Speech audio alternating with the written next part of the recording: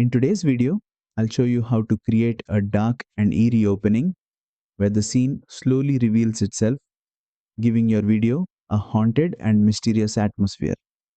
First, open your project in CapCut Mobile and make sure your video clip is placed right at the beginning of the timeline. This effect works best as an intro, so the suspense builds naturally. Tap on the video clip to select it. From the bottom toolbar, tap on Animation to open the animation options. Next, switch to the In tab. This section controls how your video appears at the start. Scroll through the animation list until you find Haunted Room, then tap on it to apply the effect. Once applied, the screen reveals itself with dark movements and subtle shifts, creating a spooky and cinematic entrance.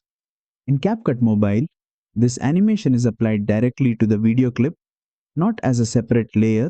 Use the duration slider to control how slow and creepy the reveal feels. Shorter duration makes the effect quicker and more intense.